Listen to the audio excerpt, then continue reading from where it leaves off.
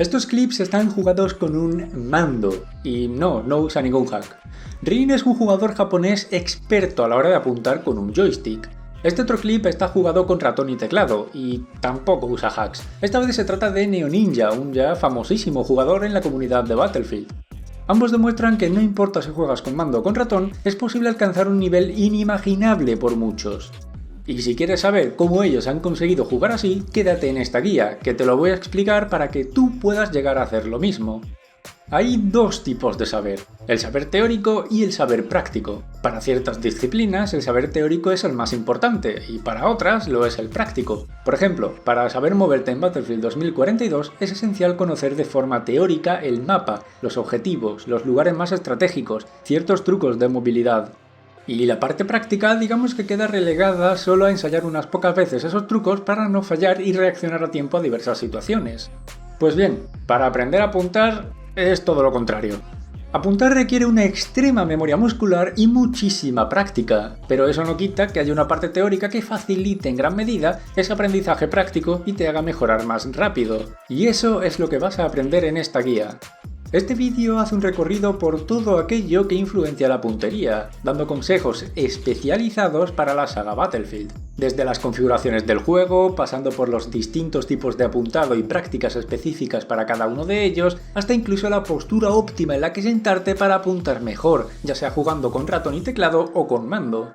Al igual que mi guía de movimiento y movilidad de Battlefield 2042, este vídeo sirve tanto para jugadores novatos como para expertos, tanto si juegas en ordenador como si lo haces en consola. En la descripción y en la línea de tiempo hay marcadores con cada apartado a tratar para que puedas saltarte los que ya conozcas y puedas ver directamente los que te interesen.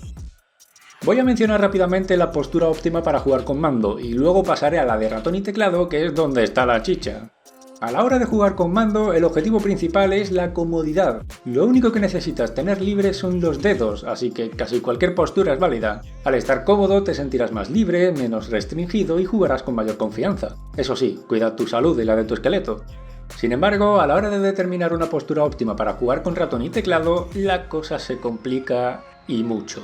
Si sabes inglés, te recomiendo ver este vídeo de Ron Rambo Kim, ya que entra mucho más en profundidad que esta guía. Lo más importante para sentarte correctamente es la altura, tanto de tu mesa como de tu silla. Esto influencia directamente al apoyo de tus codos sobre la mesa y a la inclinación de tus hombros. Para juegos en los que la mayoría de movimientos son horizontales, es permisible tener el codo apoyado en la mesa con la angulación que más cómoda te resulte. Sin embargo, en Battlefield 2042, la verticalidad es muy importante, especialmente por los vehículos, así que te beneficiará tener el codo algo más libre y así dar más posibilidad al brazo para hacer movimientos verticales. Es importante no dejar el codo suspendido en el aire, ya que perjudicarías los movimientos horizontales y no podrías realizar una técnica que explicaré más adelante. Y sobre todo, siempre debes tener el codo a la misma distancia del borde de la mesa. Con cualquier mínima variación, tu puntería cambia por completo. Existen dos formas de sujetar tanto un ratón como un mando, y casualmente comparten nombres. Son estándar y claw.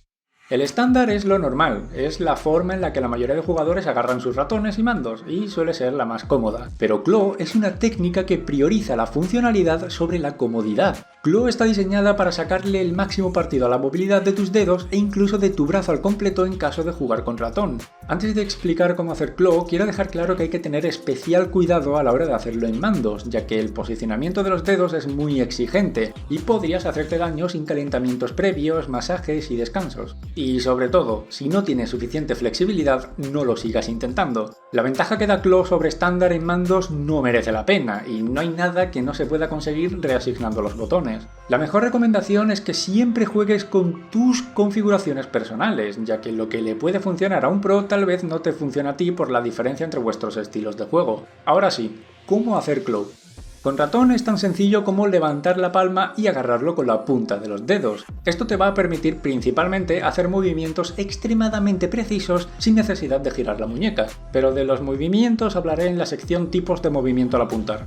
Con mando la cosa se complica. Lo primero es que ahora los gatillos superiores pasan a ser accionados con el dedo corazón, y el índice pasa a dedicarse a los botones principales X, cuadrado, círculo y triángulo en PlayStation, o A, B, X e Y en Xbox. Con esto logras poder saltar, recargar, agacharte y cambiar de arma mientras apuntas. De todos modos, repito que reasignando los botones se puede conseguir el mismo resultado sin tener que hacer claw.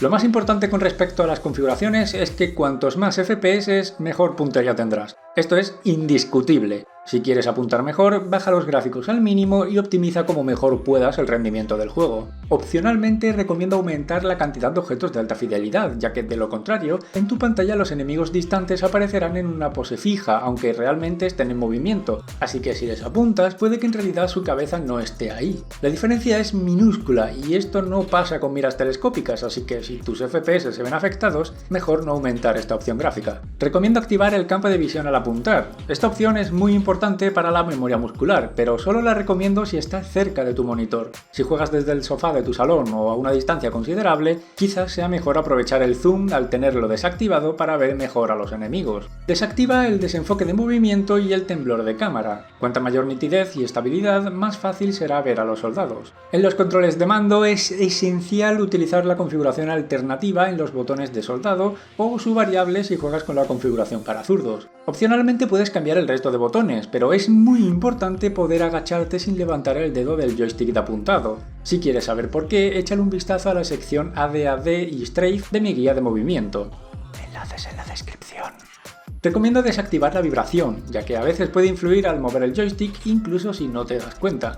El apuntado uniforme probablemente sea una de las opciones más importantes. Es complejísima, tanto que necesita su propio vídeo para poder entenderla al completo, así que voy a intentar resumirla. Al apuntar, el campo de visión cambia, por lo tanto, la distancia en la pantalla que tu mira recorre al mover el ratón o el joystick una determinada distancia también cambia. Digamos que un giro de 5 grados no se ve igual con una mira de 1,25 aumentos que con una de 2. El coeficiente del apuntado uniforme intenta solventar este problema y aquí es donde la gente malinterpreta su efecto. Lo que realmente hace el coeficiente es establecer una zona segura en tu pantalla. 133% significa que creará un rectángulo de 1 de alto y 1,33 de ancho, y que la distancia que necesita recorrer tu ratón para llegar al borde de ese rectángulo sea la misma que al no apuntar. Un error que comete la mayoría de jugadores es establecer el coeficiente en 178 porque su monitor es 16 novenos y así el rectángulo ocupa toda su pantalla. Esto solo puede ser útil usando campos de visión reducidos, de lo contrario no. Las miras de aumentos ni siquiera permiten visibilidad a esa distancia del centro. Durante más de 20 años, 1,33 ha sido el coeficiente que mejor ha funcionado en todos los juegos de disparos que utilizan este sistema, independientemente de la relación de aspecto de las pantallas.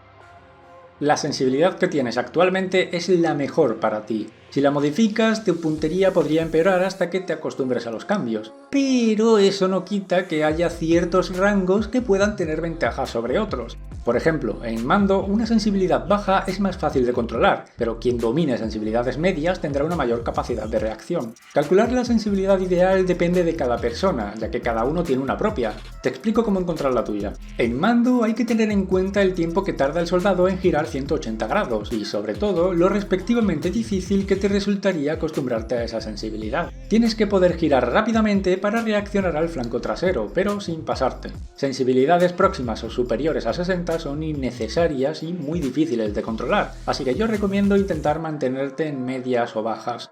Si juegas con ratón, un gran consejo es buscar una media en la que hacer que este movimiento signifique un giro de 180 grados dentro del juego y este otro sea cruzar de un lado a otro de la pantalla. Esto es así por la forma de sujetar el ratón y los tipos de movimiento al apuntar. Lo más importante aquí no es la distancia que recorre el ratón, sino tu comodidad con los movimientos del brazo y la muñeca. No te recomiendo llevarlos al extremo ya que podrías llegar a hacerte daño. Intenta siempre dejar un margen en el que puedas seguir moviendo el ratón algunos centímetros. Sin entrar en mucho detalle, unos DPI demasiado altos reducen la precisión del sensor de tu ratón, así que si tienes la posibilidad de cambiarlos, lo recomendable es que no superen los 1600 DPI. Tanto si juegas con ratón como si lo haces con mando, también es importante tener en cuenta tu estilo de juego. Si sueles ser un jugador estacionario que prefiere jugar táctico, una sensibilidad menor te ayudará con los disparos a medias y largas distancias. Sin embargo, si lo tuyo es ser agresivo y sorprender al enemigo, quizás te interese una sensibilidad algo mayor. Si eres una persona muy técnica, te recomiendo echarle un vistazo a la página mousesensitivity.com. Con esta herramienta puedes transformar y usar exactamente la misma sensibilidad en distintos juegos. Puedes incluso calcular cuántos centímetros exactos quieres que recorra tu ratón para girar una cantidad determinada de grados en cualquier juego. Según Ron Rambo-Kim, existen bastantes tipos de movimiento al apuntar, pero esta guía se va a centrar solo en los importantes para mejorar en Battlefield 2042, los cuales son Sweeping, Flicking y Tracking.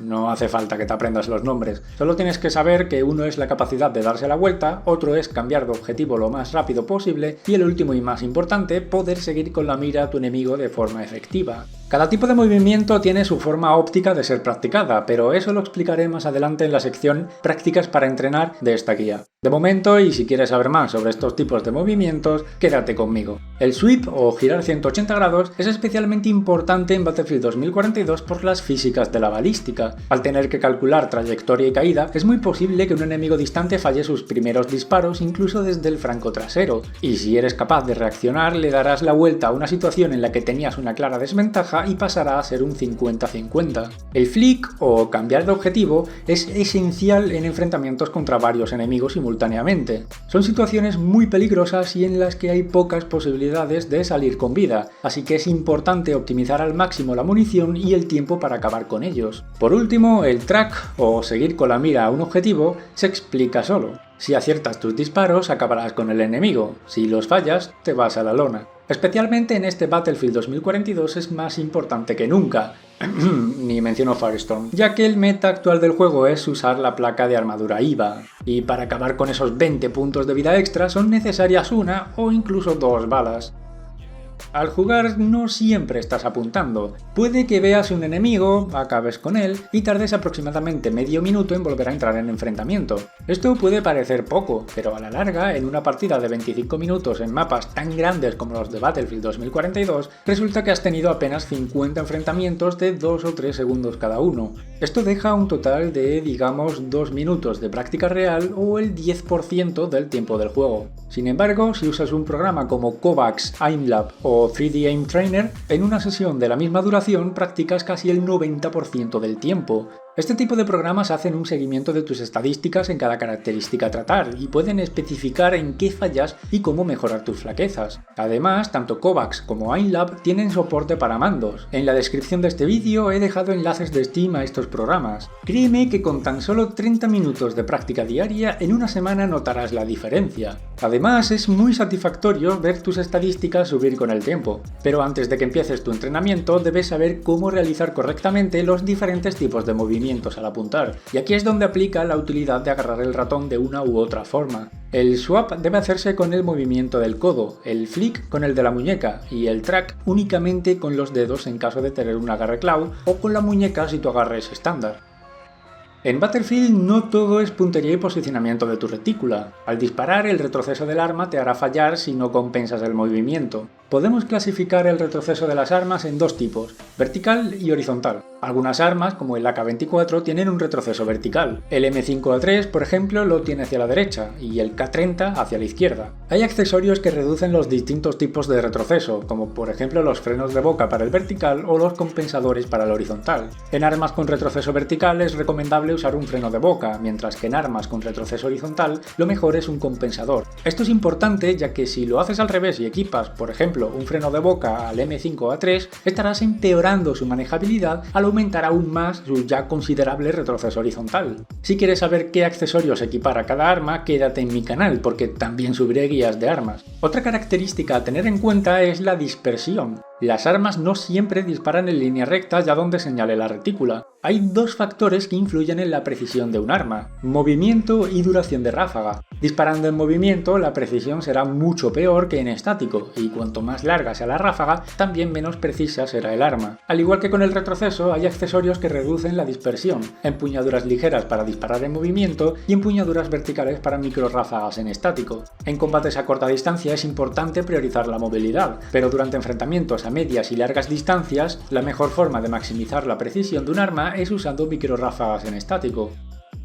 Las retículas de Battlefield 2042 son un crimen de guerra. Ninguna tiene ningún sentido. De hecho, las importantes, las de 6 y 10 aumentos, ni siquiera tienen marcas para calcular nada. Por eso, para explicar la caída de bala, voy a utilizar la BKS de 8 aumentos, que al menos tiene puntos para tomar referencias, aunque haya que inventárselas. Estas son las tablas de distancias hechas como buenamente podido. En el SWS-10 cada punto representa un incremento de 300 metros aproximadamente, en el caso del DXR-1 de 600 metros y en el del NTW-50 unos lamentables 70 metros a medias distancias, reduciendo hasta los 20 metros a largas. Supongo que es lo que tiene ser un rifle antimaterial capaz de destruir sueños a una distancia de hasta 1500 metros.